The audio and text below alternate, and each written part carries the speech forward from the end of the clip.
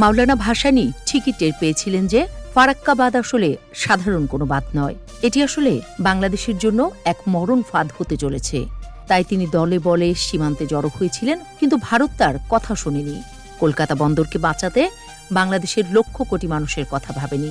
চালু হয় বাংলাদেশের টুটি চেপে ধরা প্রকল্প ফারাক্কা বাঁধ। বাঁধ তৈরি হওয়ার কয়েক বছরের মধ্যেই এপারের বাঙালিরা বুঝতে পেরেছিলেন তাদেরকে ঠকানো হয়েছে। আসছে না আগের মতো পানি, শুকিয়ে যাচ্ছে প্রমত্তা পদ্মা, প্রাণ হারাচ্ছে আবাদি জমি। তাই নানান সময় দাবি উঠেছে এই বাঁধ তুলে নেয়ার। ভারতেও এমন দাবি উঠেছে। অবশেষে ১৯৯৬ সালে হয়েছে ৩০ বছরের গঙ্গা পানি বন্টন চুক্তি। কিন্তু যেই লাউ সেই কদু, চুক্তিমতো পানি পায়নি বাংলাদেশ। যে অতল পদ্মার কালো পানির নিচে কি আছে কল্পনা করা যেত না, সেই পদ্মার বুকে এখন চলে মোটরসাইকেল, ধুলো উড়িয়ে এগিয়ে চলে মহিষের গাড়ি। মরুভূমির বৈশিষ্ট্য স্পষ্ট হয় বিস্তীর্ণ এলাকায়। কিন্তু ভারতের অনুগতরা টু শব্দটি করেনি এই বিষয়ে। চোখে চোখ রেখে ন্যায্য কথাটাই বলতে পারেনি, ক্ষমতা হারানোর ভয়ে। অবশেষে সেই দিন আসলো ৫ আগস্টের পর। পাল্টে গেল আগের সব হিসেব নিকেশ। সীমান্তে আগ্রাসন ঠেকাতে বিজিবির সাথে কাঁধে কাঁধ মিলিয়ে মাঠে নেমে পড়ে জনতা। বাংলাদেশ এখন প্রশ্ন করতে জানে। সীমান্তে চোখে চোখ রেখে কথা বলতে শিখে গেছে বাংলাদেশ।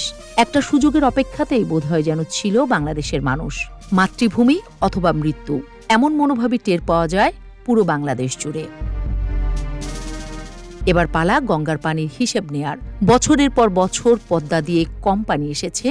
নানা সময় সে খবর প্রকাশ পেয়েছে গণমাধ্যমে।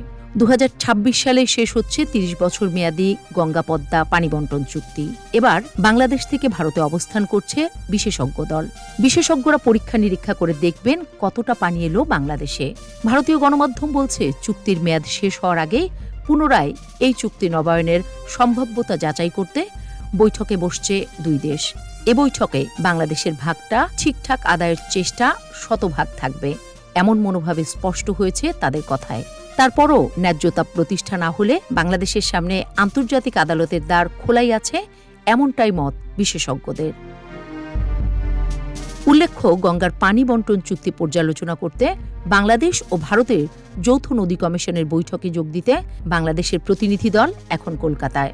৫ দিনের ওই সফরে মঙ্গলবার তারা ফারাক্কায় গঙ্গা নদীতে পানির স্তর, পানির প্রবাহ সংক্রান্ত পরিসংখ্যান খতিয়ে দেখবেন।